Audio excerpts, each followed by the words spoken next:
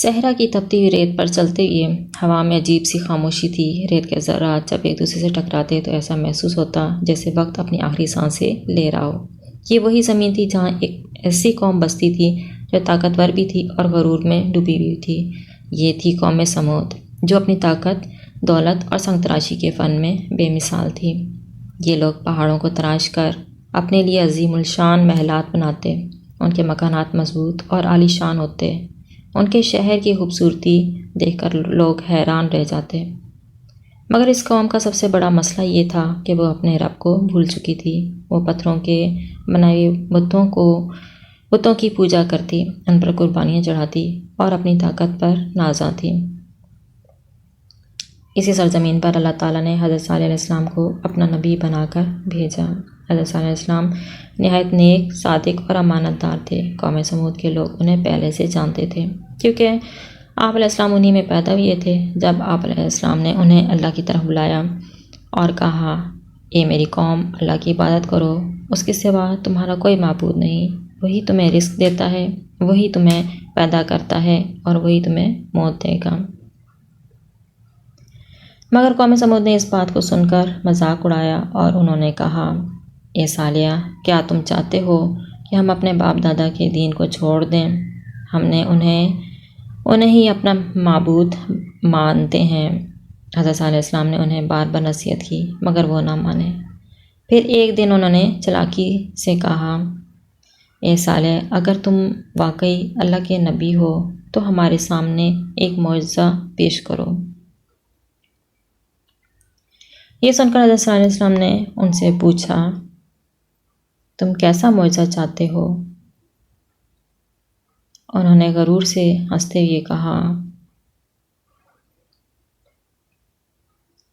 اگر تمہارا رب واقعی سچا ہے تو پہاڑ کے اس بڑے پتھر سے ایک زندہ اونٹنی نکال کر دکھاؤ۔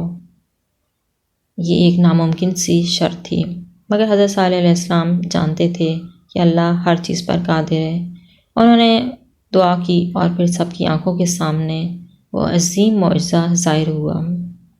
وہی سخت اور بے جان پتھر ایک دم لرزنے لگا جیسے کوئی زلزلہ آ گیا ہو۔ دیکھتے ہی دیکھتے وہ پتھر دو حصوں میں تقسیم ہو گیا۔ اس میں سے ایک عظیم الشان اونٹنی برآمد ہوئی۔ یہ کوئی عام اونٹنی نہ تھی بلکہ نہایت خوبصورت، طاقتور اور غیر معمولی تھی۔ پوری قوم دم بخود رہ گئی۔ یہ اللہ کی نشانی ہے، اس کا احترام کرو، اسے تکلیف نہ پہنچانا اور اسے آزادانہ پانی پینے دو۔ بے رحم قوم کی سازش۔ یہ اونٹنی روزانہ پانی پیتی اور اسی دن کوئی اور جانور یا انسان پانی نہیں لے سکتا تھا، مگر اس کے بدلے میں وہ اتنا دودھ دیتی کہ پوری بستی کے لوگ سیر ہو جاتے۔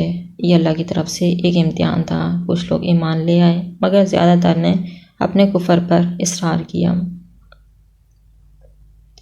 رفتہ رفتہ قوم سمود کے سرداروں کو یہ اونٹنی کھٹکنے لگی۔ وہ کہنے لگے، اگر ہم نے اسے یوں ہی چھوڑ دیا تو سب اس پر ایمان لے آئیں گے، ہمیں اس سے نجات حاصل کرنی ہوگی۔ چنانچہ انہوں نے 7 آدمیوں کو تیار کیا اور ایک بھیانک سازش رچائی۔ ایک رات جب اونٹنی اپنے بچے کے ساتھ تھی، ان بدبختوں نے اس پر حملہ کر دیا۔ انہوں نے ظالمانہ طریقے سے اسے قتل کر دیا اور اس کے بچے کو بھگا دیا۔ اللہ کا عذاب اور حضرت صالح علیہ السلام کی وارننگ۔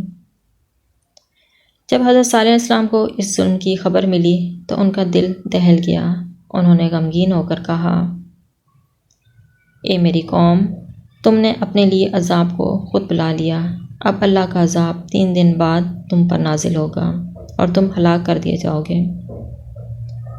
مگر قوم سمود نے اس وارننگ کا مذاق اڑایا اور وہ کہنے لگے، ہمیں کوئی عذاب نہیں آئے گا، صالح بس ہمیں ڈرانا چاہتا ہے۔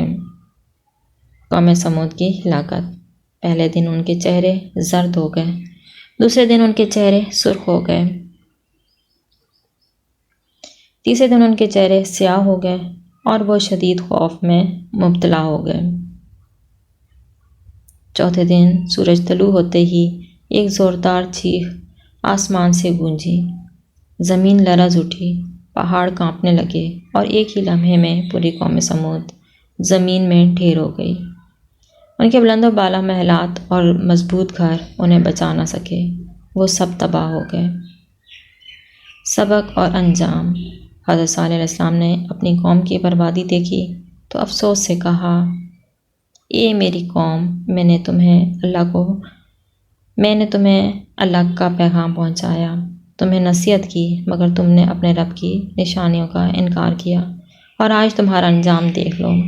یہی وہ انجام تھا جس کا وعدہ اللہ نے کیا تھا۔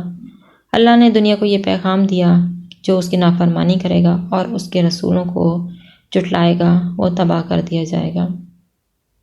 یہی قصہ قوم سمود کا ہے، اور یہی ہمیں سبق سکھاتا ہے کہ غرور، تکبر اور اللہ کی نافرمانی انسان کو برباد کر دیتی ہے۔ وہی بچتا ہے جو اپنے رب کے حضور جھک جاتا ہے اور اس کے احکامات پر عمل کرتا ہے۔